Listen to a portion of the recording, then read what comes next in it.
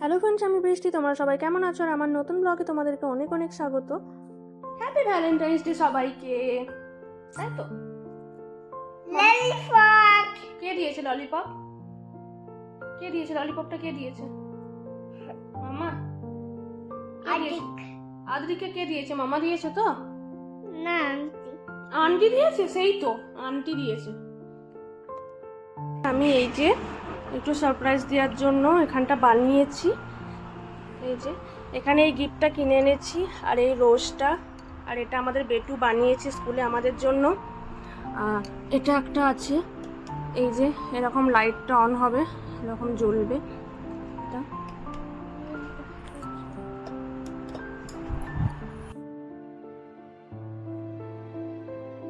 তো এটাই ছিল, ওর জন্য একটু সারপ্রাইজ প্ল্যান করেছি। কারণ আমি কোনোদিনই এসব সারপ্রাইজ করিনি, যেহেতু লং ডিস্টেন্স রিলেশনশিপ ছিল আমাদের। তো আমরা ভ্যালেন্টাইন্স ডেতেও কোনোদিন দেখা করিনি। তো এবারেও প্রথম থেকে বলেছিল যে প্রত্যেক বছর সারপ্রাইজ আমি দিই, তো এবার তুমি দেবে। বাট পেটুকে নিয়ে না খুবই সমস্যা, কী সারপ্রাইজ দেবো। তো আমি এইটুকুই জোগাড় করছি। আমি এগুলো টোটাল 15 মিনিটে এগুলো কমপ্লিট করেছি। Happy Valentine's day! Happy Valentine's day! ইয়ে! এটাকে জিজ্ঞেস করো তোমার গিফট কেমন লেগেছে। তোমার গিফট কেমন লাগছে? আমাকে নিয়ে নাও ভিডিওটা প্লে করে। হ্যাঁ এ নাও, এটা তুমি ডাটাকে দাও, বলো this is for you. this for you. Thank you একটু। Welcome. মানে কেমন লেগেছে গিফটটা? কি সুন্দর সিঙ্ক। দেখি দাও সেন্ট তুমি যা বলো সেটা। হ্যাপি বার্থডে যেহেতু আমাদের ব্যালকনিতেও এখন একটা বেডিং রাখা হয়েছে, তো সেখানেই আমি ভাবলাম যে কেননা আমরা ব্যালকনিতেই সেলিব্রেট করি, ওকে সারপ্রাইজও দেওয়া যাবে। আর বেটু এটা আমাকে প্রচুর হেল্প করেছে, কারণ ওকে স্কুল দিতে গিয়ে আমি সব জিনিসপত্র কিনে এনেছি, কিন্তু ও ঘুম থেকে ওঠার পর আমরা দুজনে মিলে এটা করেছি ওর জন্য সারপ্রাইজ। আমার একার তরফ থেকে বললে হবে না, এটা বেটু আর আমার তরফ থেকে তুলিপের জন্য সারপ্রাইজ ছিল। তো তোমরা সবাই জানিও কেমন লাগলো। আমি যতটা পেরেছি ততটাই করেছি, কারণ এতটুকু সময়ের মধ্যে হয় না। আর সব থেকে বেশি এই ছোটো বাচ্চা নিয়ে এদিক ওদিক পুজো হয় না। Happy Valentine's day!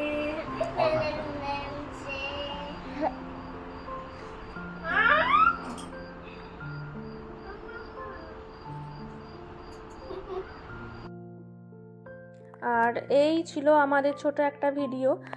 তো আমি ভাবলাম তোমাদের সাথে শেয়ার করি, যেহেতু করেছি প্রথম বছর। আর গিফটের মধ্যে তো দেখতেই পেলে ওগুলোই দিয়েছি। আর ছোটো পেস্ট্রি এনেছিলাম, কারণ না বড়ো কেক এনে সেই কেকগুলো আমরা খেতেও পারি না, নষ্ট হয়। তাই জন্য আমি ভাবলাম একটা পেস্ট্রি আনবো, পেস্ট্রি এনে এটা করব, তাহলে কি হবে মানে অল্প অল্প করে খাওয়া হয়ে যাবে তিনজনকারই। আর কেক পেস্ট্রিটাও চুজ করেছে বেটু।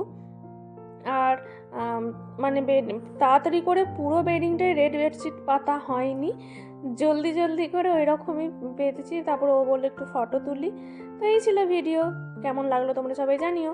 ভালো লাগলে প্লিজ সবাই লাইক কমেন্ট শেয়ার করো। তোমরা সবাই সাবধানে থেকো, সুস্থ থেকো, ভালো থেকো। আর দেখা হবে নতুন অন্য কোনো ভিডিওতে। ততক্ষণের জন্য টাটা। চলো, অনেক ফটো তুলে নিয়েছি, এবারে আমরা কেক খাবো।